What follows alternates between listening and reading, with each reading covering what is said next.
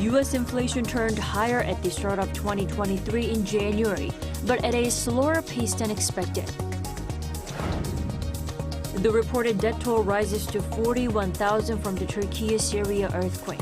While stories of miraculous rescues continue, some search operations are coming to an end. Seoul's Ministry of Patriots and Veterans Affairs is to be upgraded to a cabinet-level government body. Also underway is a new agency dedicated to dealing with the lives of Koreans overseas.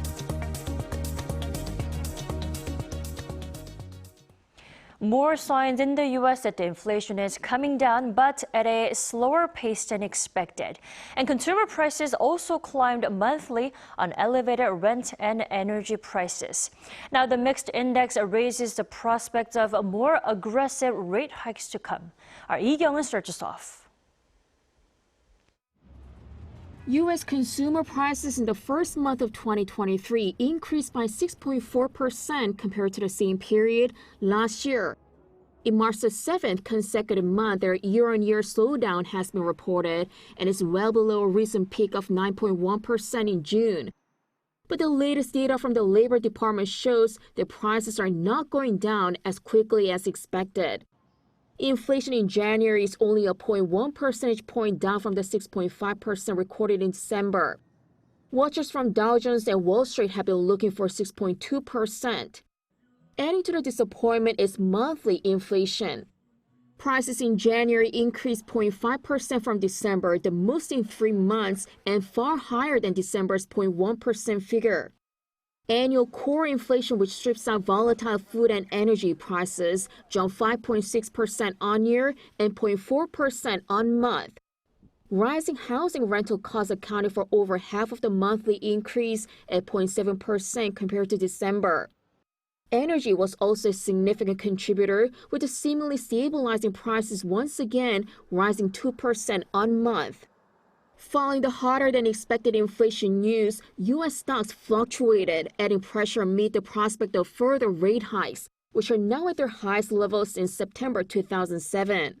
And I don't think that the numbers indicated that inflation is completely behind us, meaning they were a little bit maybe elevated relative to what some of the expectations were. So my outlook is sort of one of stagflation, and I think that is going to make it tough for the Fed and for investors. President Biden, in the meantime, hailed the 7 months of declining yearly inflation, but said there's more work to do in the fight against high prices. Lee Kyung-eun, Arirang News. Now on to the latest on the Türkiye-Syria earthquake, which has now killed over 41,000 people. Stories of miraculous rescues continue, while some rescue operations are also coming to an end. Our Lee Seung-ja has the latest. According to Turkish President Recep Tayyip Erdogan on Tuesday, the devastating earthquakes have now killed over 35,000 people in his country. Syrian officials say over 5,800 people have been killed, meaning the total death toll from the two countries has now surpassed 41,000. President Erdogan compared the damage done by back-to-back earthquakes on February 6th to hundreds of powerful atomic bombs. He also said that while progress had been made in terms of the quality of construction in the country, tighter building regulations are needed. The fact that 98% of the buildings that collapsed in the latest disaster are ones that are built before 1999 shows the progress we made in the standardization of buildings and inspections. But it also reminds us that we need to be stricter. Meanwhile, according to the UN Children's Agency UNICEF on Tuesday, more than 7 million children have been affected by the massive earthquakes. The UN agency's spokesperson said that 4.6 million children across 10 provinces in Turkey have been impacted, while another 2.5 million children were affected in Syria. The spokesperson added that thousands of children have been killed, with others having lost their parents during the deadly earthquakes. Despite the rising death toll and other grim figures, reports of miraculous rescues continue to surface. 2 people were rescued alive in Turkey after being trapped under rubble for more than 200 hours. However, despite the ongoing search and rescue operations, authorities say the focus is now quickly being shifted to helping people struggling without food and shelter amid bitterly cold temperatures. Lee Seung-jae, Arirang News. Western allies are gearing up to provide a continued military support to Ukraine ahead of its spring offensive. Now, this comes as Russia is also reportedly stepping up its military campaign. Our Lee Si-hoo with the latest. Nearly a year into the war in Ukraine, U.S. Defense Secretary Lloyd Austin on Tuesday said that he expects Ukraine to conduct an offensive against Russia in the spring. Speaking with reporters after a meeting with defense ministers of Ukraine's allies in Brussels, Austin said that members of the alliance will do all they can to ensure that Ukrainian forces obtain as much ammunition as quickly as possible. He also said that while the alliance does not foresee a massive aerial attack by Russia, they know that Moscow has a substantial number of aircraft in its inventory. That's why we've emphasized that we need to do everything that we can to get Ukraine as much air defense capability as we possibly can. Meanwhile, NATO Secretary General Jens Stoltenberg also reaffirmed the need for assistance for Ukraine. Saying that Russian President Vladimir Putin is preparing for more war, he said that the Allies' support for Ukraine will continue. And it will continue because we need to ensure that Ukraine gets the weapons it needs to be able to retake territory, liberate the lands, and win this war and prevail as a sovereign independent nation. Meanwhile, the U.S. is considering sending Ukraine thousands of weapons and more than 1 million rounds of ammunition seized off the coast of Yemen in recent months from smugglers suspected of working for Iran. That's according to a Wall Street Journal report on Tuesday quoting unnamed U.S. and European officials. The journal reported that the move would open up a new supply of firepower that Ukraine's allies could tap into as they struggle to keep up with Ukraine's requests for military support. Lee Si-hoo, Arirang News. A recent survey conducted by Japan's Yomiuri Shimbun has revealed different opinions over how safe it is to eat food produced in the Fukushima region. In an internet poll of 3,000 people released on Tuesday, 93% of Koreans asked felt it would be dangerous to eat food produced in the Fukushima area. On the other hand, 36% of Japanese residents felt it would be unsafe to do so. People from other parts of the world also took part in the survey, with 87% of Chinese respondents expressing concerns over food from Fukushima. Japan is set to release contaminated water into the sea from the Fukushima Daiichi nuclear power plant in the coming months.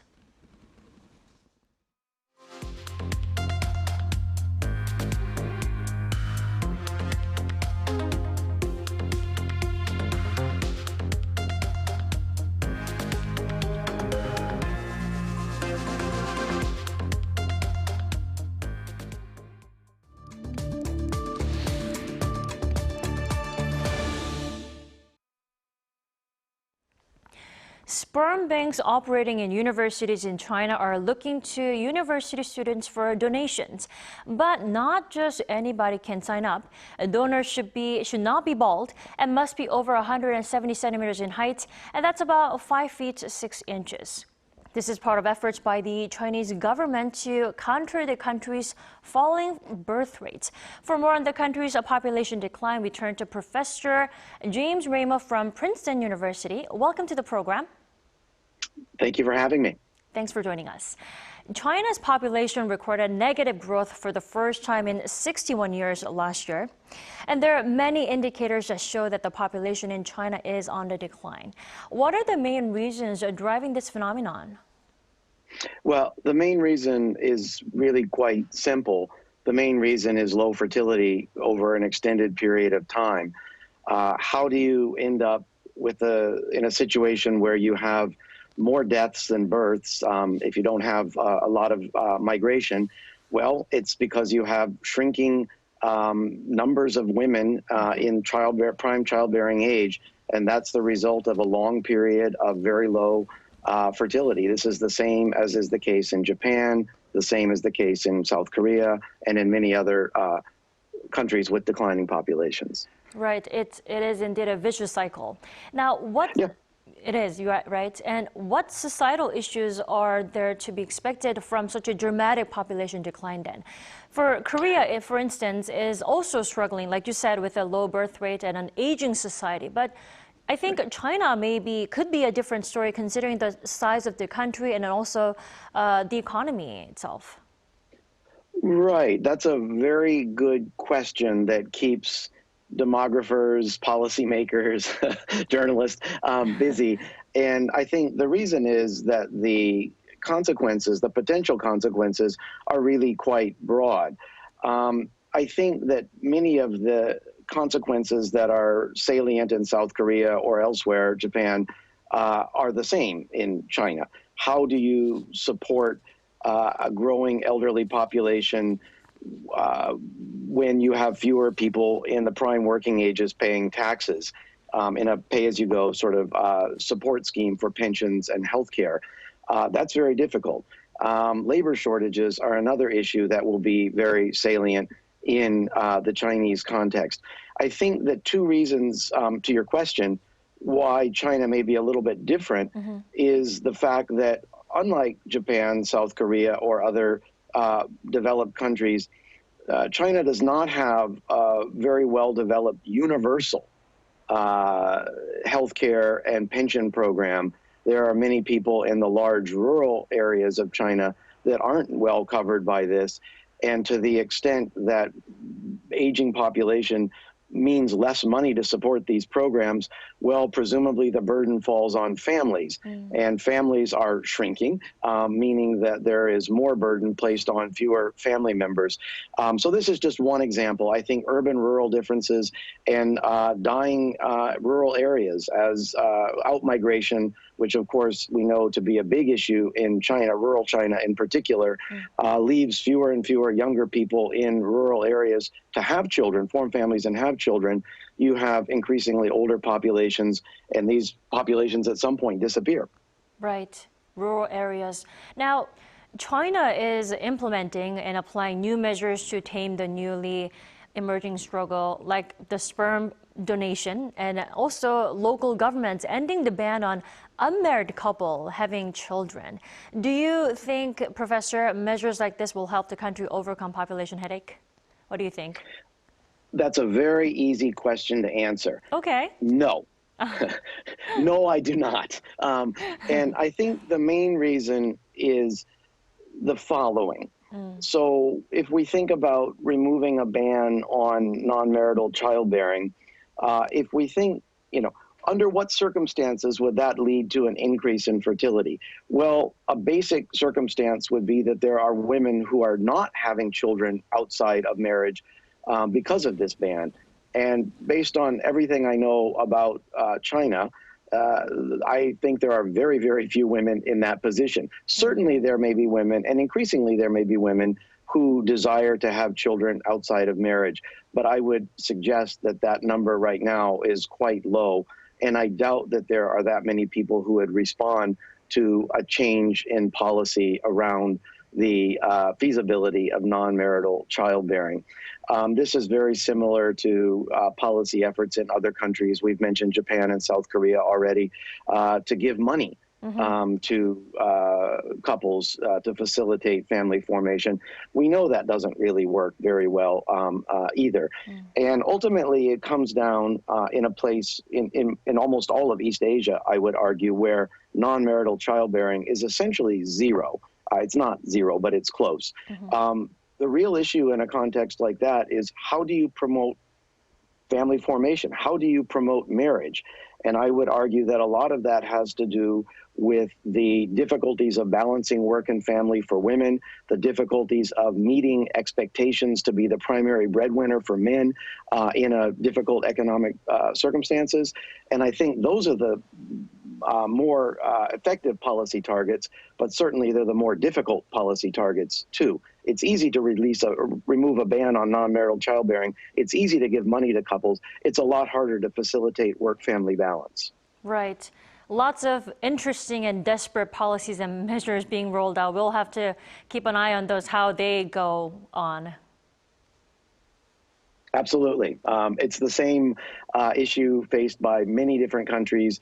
Right now, Japan is the oldest country in the world, experiencing the largest annual decline. Very soon, they will be overtaken by South Korea. And if projections are correct, very soon after that, South Korea will be overtaken by China as the most rapidly declining population in the world. Right. All right, Professor, thank you so much for your insight this morning and evening for you. My pleasure. Thank you.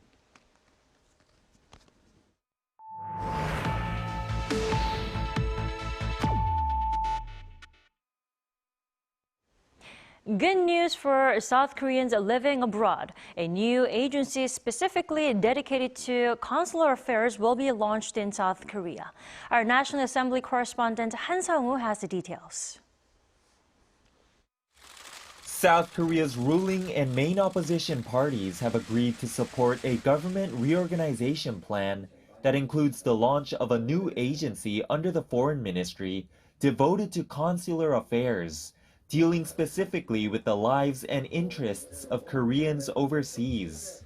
The revision, expected to be passed by the National Assembly later this month, will also see the nation's Ministry of Patriots and Veterans Affairs upgraded to a cabinet-level government body, meaning the Veterans Minister, who currently sits in on cabinet meetings, will soon be able to take full part in the cabinet's decision-making process. The announcement came at a meeting on Tuesday between 3 senior members of the People Power Party and 3 from the Democratic Party of Korea. They failed, however, to reach a consensus on whether to abolish the Ministry of Gender Equality and Family, a key election pledge of President Yoon Suk-yeol. The Democratic Party, which holds a majority in parliament, have opposed the idea over concerns it could undermine gender equality. That issue, along with the establishment of a national space agency, awaits further discussion between the rival parties. Han Sang-hoon, Arirang News.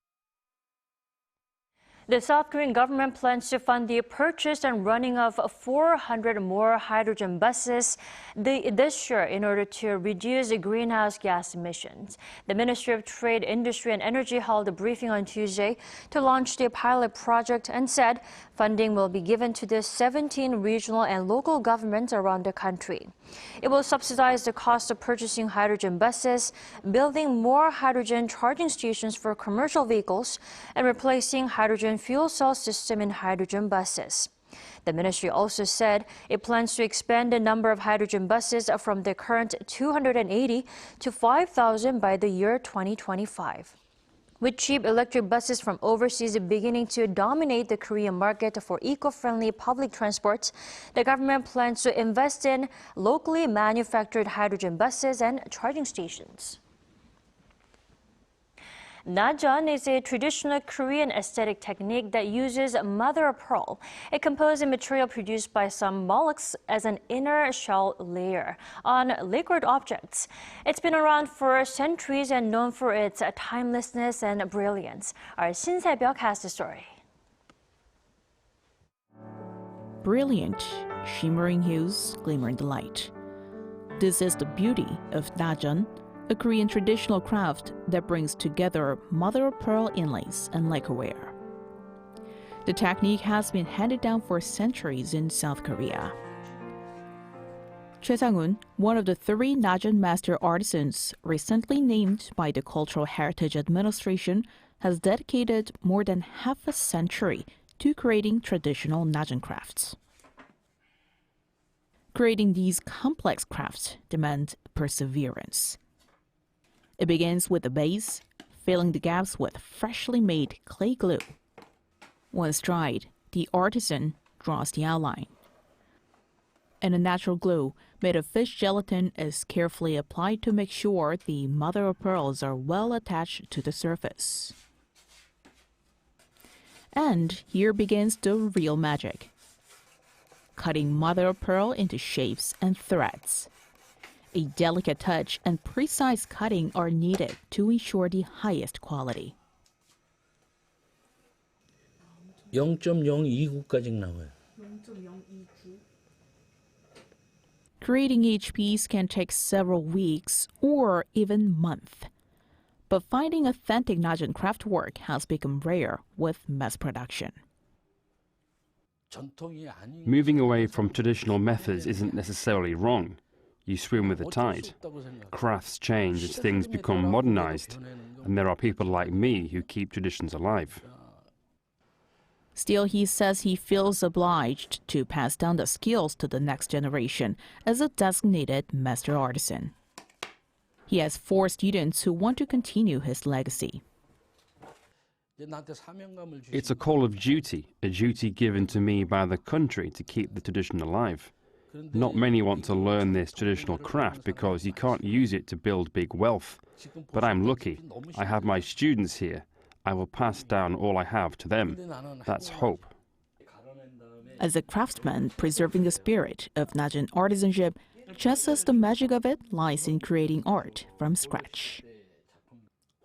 Painters draw pictures with paint, and I'm a painter who draws with mother of pearl. We breathe life into discarded seashells and lacquer trees. All Najeon ingredients are from nature. That's how we create things from scratch. Najeon itself is nature. 신세벽, 아리랑 뉴스.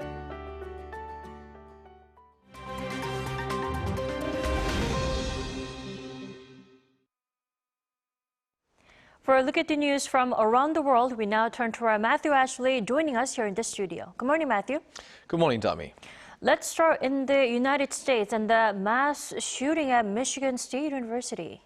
Well, that's right. A gunman opened fire on students at the university in East Lansing, Michigan on Monday local time, killing 3 and injuring 5. Now, the suspected gunman was later found dead from a self-inflicted gunshot wound after being cornered by police officers while on the run. All 5 injured in the shooting have been hospitalized and are in critical condition. Authorities say the suspected gunman, a 43-year-old male, has been identified. He had no known connections to the university, and the motive for the attack is still unknown. Speaking on the incident, U.S. President Joe Biden said that victims and families grieving loss from mass shootings are owed gun reform. He said that the shooting came just a day before the 5-year anniversary of the Parkland High School shooting, where 17 people were killed. And turning our attention to the European Union now, which has approved a plan that effectively bans the sale of new fossil fuel cars by the year 2035. The law was passed by the European Parliament in Strasbourg on Tuesday local time. It requires all car manufacturers in the 27-nation bloc to cut 100% of all CO2 emissions by 2035. Lawmakers also supported requirements for car makers to reduce carbon emissions from new vehicles by 55% by 2030. Compared to 2021 levels. That's higher than the previous 37.5% target. The new measure marks accelerated efforts to switch to electric vehicles and tackle climate change. Data shows that cars make up 12% of the EU's total carbon emissions. Meanwhile, in the Gaza Strip, archaeologists have uncovered a Roman-era sarcophagus. The Palestinian Ministry of Antiquities and Tourism announced the discovery on Tuesday local time, saying the artifact was found at a 2,000-year-old Roman cemetery. The sarcophagus is made from lead, and experts believe it belonged to a high-profile figure. It will be studied by a team of local and international experts and will be opened once an expert in metals is available. The find was among 90 individual and mass graves at a Roman cemetery that was discovered last year. The Gaza Strip is a hotbed for such finds, having served as a trading spot for various civilizations since the ancient Egyptians.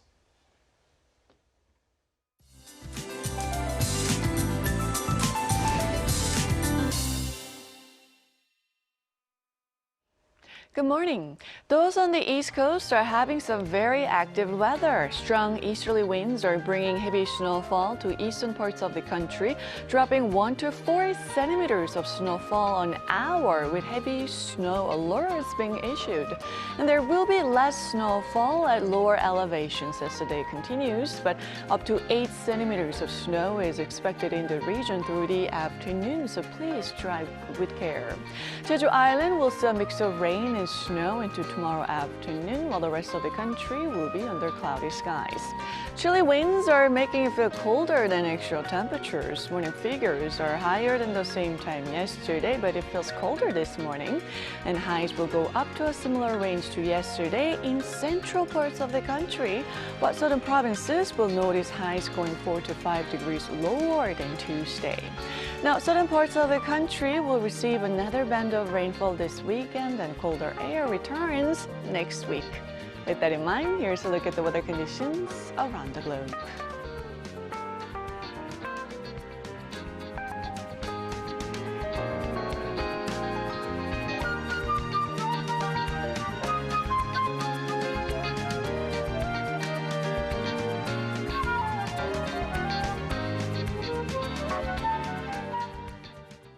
That wraps up today's New Day at Arirang. Do stay with us for more updates throughout the day. Thanks for watching.